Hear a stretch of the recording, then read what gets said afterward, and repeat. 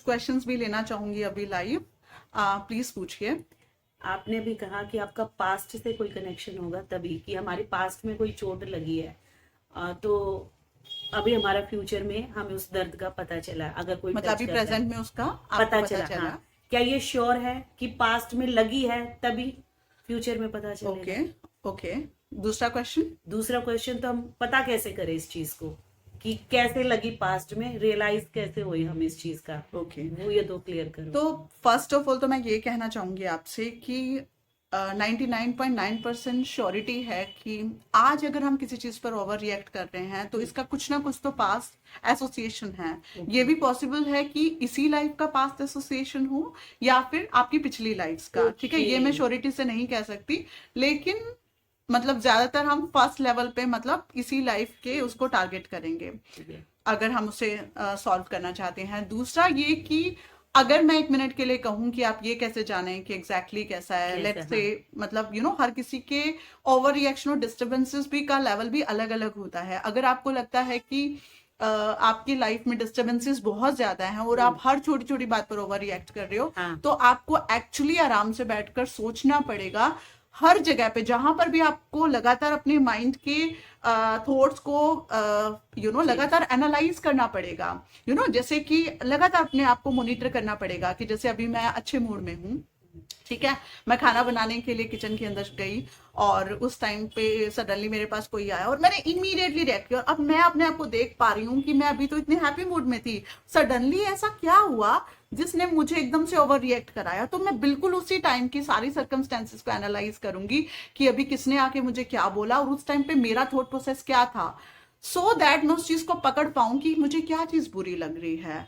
और जब मैंने उस चीज को पकड़ा तो फिर मैं अपने पास्ट में मतलब उन चीजों को आराम से बैठकर सोचूंगी कि ऐसी कौन कौन सी चीजें पहले भी हुई हैं जहां पर मैंने रिएक्ट किया। और अगर मुझे लगता है कि ऐसा मैं बार बार रिएक्ट कर रही हूँ तो ये कहीं ना कहीं वो मेंटल ब्लॉकेज को शो करेगा। और फिर मैं अपनी उस फर्स्ट इंसिडेंट्स को याद करूंगी जहां से इसकी शुरुआत हुई, और फिर उसकी हीलिंग के लिए मैं मेडिटेशन में बैठूंगी और अपने आप को सेल्फ लव से उसके ट्रीट करूंगी। इन नेचर अगर किसी को छोटी छोटी बातों में बहुत ज्यादा गुस्सा आता है, तो इसका पास्ट से क्या कनेक्शन हो सकता है? तो अगेन जैसे मैंने अभी कहा कि छोटी छोटी बातों पर आ रहा है, उसके बहुत सारे रीजंस होते हैं। जैसे कई बार आपने देखा है कि हम कहते हैं कि अगर कोई इंसान बीमारी से या पेन के अंदर है तो वो छोटी छोटी बातों पे रिएक्ट करता है, चिड़चिड़ा सा हो जाता है ना।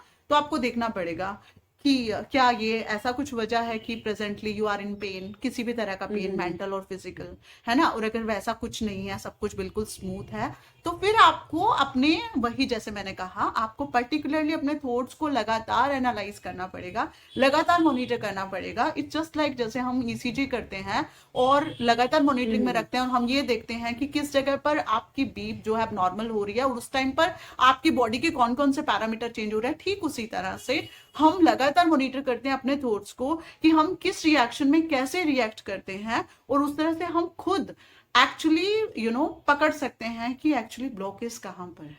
ओके, अब सपोज करो मैं किसी और की बात से परेशान हो गई, ऐसे टेंशन में आ रही हूँ और मैं ओवर रिएक्ट कर रही हूँ, लेकिन उसका सॉल्यूशन भी नहीं है मेरे पास कि मैं उस चीज को चेंज करूँ। कोई चीज ऐसी है जो मुझे डिस्टर्ब कर रही है कि ये चीज हो रही है लेकिन होनी नहीं चाहिए, इन माई केस, ठीक है।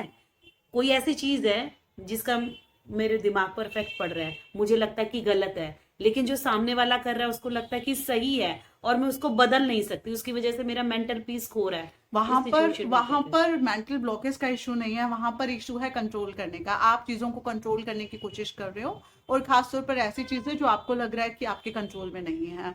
तो क्योंकि आप कंट्रोल करने की कोशिश कर रहे हैं और आपके कंट्रोल में वो आ नहीं रही हैं, इसलिए आप जो है एकदम से अपना पेशेंस लूज कर दे रहे हैं, अपना टेम्पर लूज कर दे रहे हैं। तो वहां पर आपका मेंटल ब्लॉकेज नहीं है। मेंटल ब्लॉकेज की बात मैंने जैसे की कि let's say I come to you and मैंने आपको किसी सिचुएशन में लेट्स से कोई मजाक किया या फिर कोई बात कही, अच्छा, अच्छा। नॉर्मल सी बात कही कि ऐसा है आपके साथ, तो आपने उस पर एकदम से रिएक्ट कर दिया। Let's say I am like कि जैसे मुझे अभी याद आ गया कि उस मूवी के अंदर दिखाया कि which was a movie good news, उसमें दिखाया कि करीना को बार बार कोई क्वेश्चन पूछ रहा है और बेबी को लेकर, एंड सामने वाले ने आके कहा बेबी कौन, and she was like you know, उसने उसको स्लैप कर दिया। क्यों? क्योंकि उसको वो इंसिडेंट, ऐसा नहीं उसने कुछ आकर गलत किया, लेकिन वो चीज उसको डिस्टर्ब कर रही थी, बिकॉज कोई भी उसको लेकर बेबी का वो कर रहा था। ठीक उसी तरह से लेट्स से मैं आपको आकर कहती हूँ कि यू नो ये आपने रेड साड़ी क्यों पहन रखी, अब मैंने कैजुअली बोला लेट्स से, लेकिन आपको लगा कि यार मतलब आपने एकदम रिएक्ट कर दिया कि यार मुझे ऐसा मत बोलो, एंड आई वॉज लाइक यार मैंने तो नॉर्मली कहा था, पता नहीं व्हाट्स रॉन्ग। तो दैट रिफ्लेक्ट्स कि भाई कुछ प्रॉब्लम है, पहले भी आपका इसके साथ कुछ एसोसिएशन रहा है।